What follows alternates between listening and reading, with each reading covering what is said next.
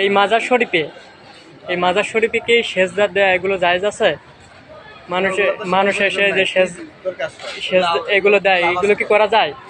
বাবা কি কো বাবা, তুমি আমি করলে হবে না। দাঁত তো নেই, যেটা করবে সেটা। বুঝতে পারছি। দাঁত তো নেই, যেটা করবে সেটা।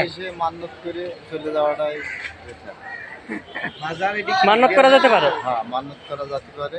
এটা দরবারে কয়, দরবার শরীফ, ঠিক আছে? এদিন দরবারে কয় বুঝেন বা, দরবারে কি খাওয়ার আয়োজন হয়?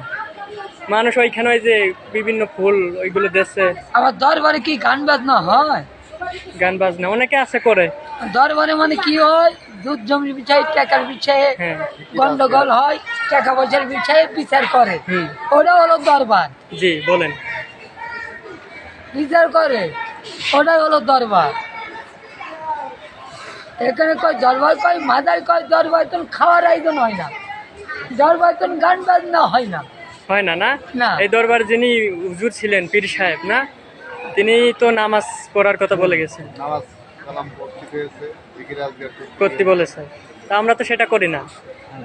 কিন্তু অনেকে আছে দেখছি যে বিভিন্ন ওই যে এখানে কবরে ঈদ আছে, এগুলো তো করা জায়েজ না ইসলামে, না, বুঝছেন? ওটা দিনে তো জ্বলাই, দিনে তো জ্বলাই।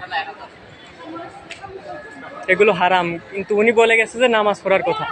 নামাজ সবই করুক, কিন্তু নামাজ হ্যাঁ। কালাম করুক, পড়তে এক এক মোমবাতি জ্বলানো কি একটা দেখি কি মানুষ মরে গেল, হুম এই তাই না?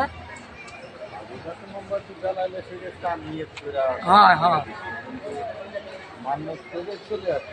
কিন্তু এই যে নাচ গান, এই যে নিশা ভাঙ কটকি, এগুলো তো দরবারের মধ্যে এগুলো এই দরবারে যিনি পীর সাহেব ওনার দুর্নাম হয়, তাই না? যিনি শুয়ে আছেন এখানে সাহিত্য অবস্থা আছে, ওনার দুর্নাম হচ্ছে যে ওই পীরের মাজারে এরকম এই ভণ্ডামি হয়, গাঁজা, অনেকে গাঁজা খায়, এক কথা। ঠিক না? এগুলো করা তো ভালো না।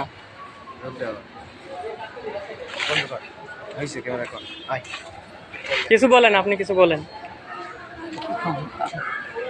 আপনি তো দেখছি সরল সোজা লোক।